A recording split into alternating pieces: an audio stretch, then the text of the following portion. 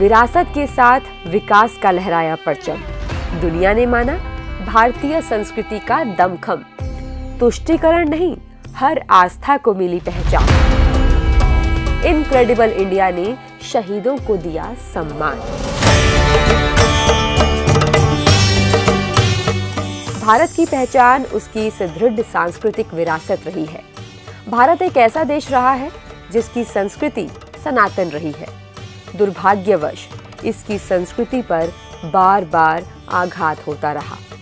इसे मानने वालों को कई प्रकार के अत्याचार भी झेलने पड़े, लेकिन इससे भी दुखद स्थिति तो ये रही कि स्वतंत्रता प्राप्ति के बाद भी इसकी उपेक्षा होती रही। तुष्टीकरण और वोट बैंक की राजनीति के कारण सत्ता द्वारा इसके संरक्षण और संवर्धन पर कोई ध्यान नहीं दिया गया। लेकिन 21वीं सदी में राष्ट्रीय राजनीति में नरेंद्र मोदी के रूप में एक ऐसे व्यक्तित्व का उदय हुआ जिन्होंने भारत की संस्कृति और धरोहरों के संरक्षण एवं संवर्धन का कीर्तिमान स्थापित किया।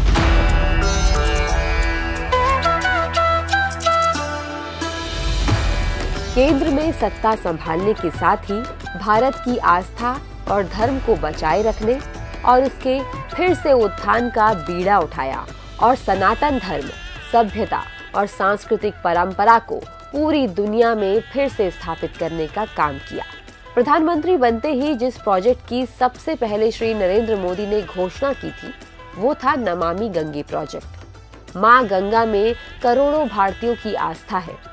इस बात को ध्यान में रखते हुए राष्ट्रीय स्वच्छ गंगा मिशन की शुरुआत कर गंगा का कायाकल्प किया गया और आज संयुक्त राष्ट्र ने नमामि गंगे को प्राकृतिक दुनिया को पुनर्जीवित करने के लिए शीर्ष 10 पहलों में से एक के रूप में मान्यता दी है।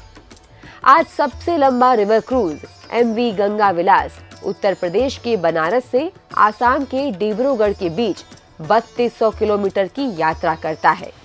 सनातन संस्कृति के लिए प्रधानमंत्री मोदी के कार्यकाल में जो सबसे बड़ा काम हुआ है, वो है अयोध्या में राम मंदिर का निर्माण कार्य शुरू होना।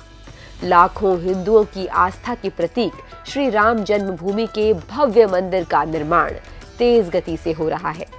गुजरात के पावागढ़ में स्थित महाशक्ति पीठ मां काली मंदिर के शिखर पर 500 वर्ष बाद PM मोदी द्वारा ध्वजा फहराई गई।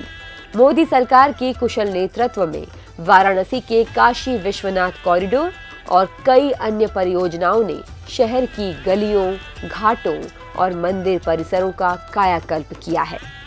मध्य प्रदेश स्थित श्री महाकाल लोक का कायाकल्प कर नया रूप दिया गया। इसके अलावा 4 धाम रोड प्रोजेक्ट द्वारा चारों पवित्र धामों को ऑल वेदर रोड के जरिए जोड़ा जा रहा है।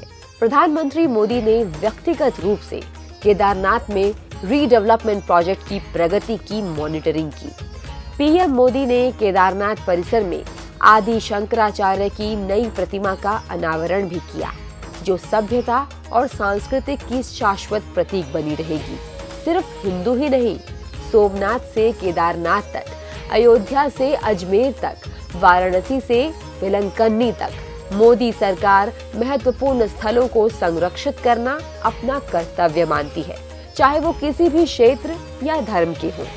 प्रसाद योजना के तहत हर धार्मिक स्थलों को पुनर्जीवित किया जा रहा है।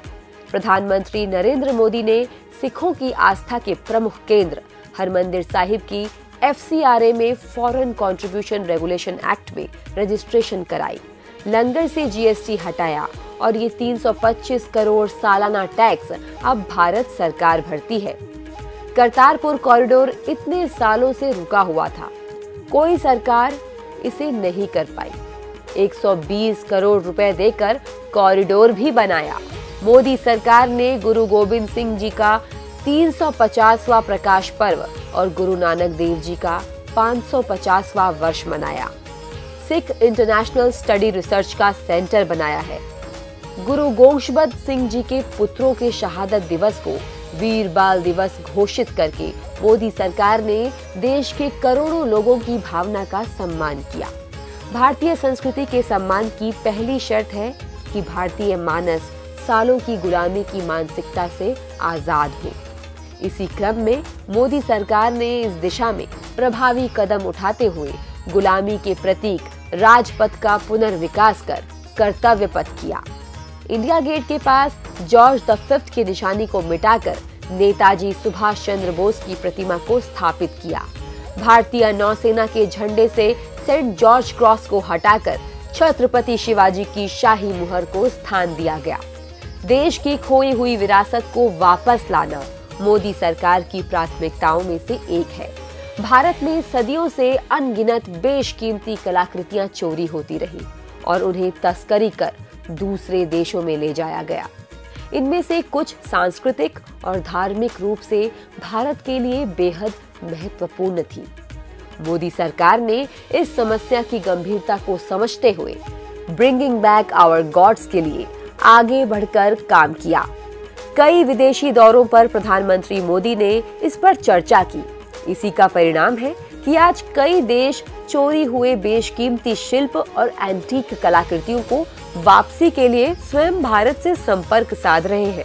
भारतीय संस्कृति और धरोहर के सबसे बड़े दस्तावेज हैं वो राष्ट्रीय नायक जिन्होंने अपना जीवन देश के लिए समर्पित कर दिया। प्रधानमंत्री ने उन शहीदों को श्रद्धांजलि देते हुए नेशनल वॉर मेमोरियल का निर्माण करवाया। अंडमान निकोबार के 25 द्वीपों के नाम परमवीर चक्र से सम्मानित शहीदों के नाम पर रखे गए। गुजरात के केवड़िया में सरदार वल्लभ भाई पटेल की दुनिया की सबसे बड़ी प्रतिमा को स्टैचू ऑफ यूनिटी के रूप में स्थापित किया। दलितों और वंचितों को मुख्य धारा में लाने और इतिहास में उनके अमर योगदान को याद रखने के लिए देश में 10 ट्राइबल म्यूजियम स्थापित किए जा रहे हैं, जहां ट्राइबल संस्कृति के साथ साथ आदिवासी स्वतंत्रता सेनानियों की झांकी भी प्रस्तुत की जाएगी। संविधान निर्माता डॉक्टर भीमराव अंबेडकर से जुड़े स्थानों को पंच तीर्थ के रूप में विकसित किया गया है। मोदी सरकार ने सभी राष्ट्रीय नायकों को उचित सम्मान दिया है, फिर चाहे वो किसी भी दल या विचारधारा के क्यों न रहे हों। दिल्ली में पीएम मोदी ने नए प्रधानमंत्री संग्रहालय का उद्घाटन किया, जिसमें भारत के सभी प्रधानमंत्रियों के जीवन और उनके योगदान की बेहतरीन झांकी देखने को मिलती है। वहीं गुजरात के साबरमती आश्रम के पुनर्विकास के माध्यम से महात्मा गांधी की विरासत को आगे बढ़ाया जा रहा है। मोदी सरकार ने भारत की संस्कृति के पुनर्निर्माण में बजट को पिछले वर्षों की तुलना में 1.5 गुना तक बढ़ा दिया है। बीते 9 सालों में 10 नई वर्ल्ड हेरिटेज साइट को खोजा गया है। पीएम मोदी ने भारतीय संस्कृति छाप को विश्व में छोड़ा है। आज पूरा विश्व भारत द्वारा शुरू किए गए अंतर्राष्ट्रीय योग दिवस में अपनी भागीदारी दे रहा है। अंतर्राष्ट्रीय मिलेट वर्ष भारत के यूएन में संकल्प के बाद 2023 को अंतर्राष्ट्रीय मिलेट वर्ष घोषित किया गया है। किसी जमाने में विश्व गुरु रहे भारत की संस्कृति में पूरी दुनिया की दिलचस्पी बढ़ी है। भारत आने वाले विदेशी पर्यटकों की संख्या लगातार बढ़ रही है और प्रधानमंत्री श्री नरेंद्र मोदी के दूरदर्शी नेतृत्व में भारत अपनी विरासत पर दोबारा गर्व कर रहा है।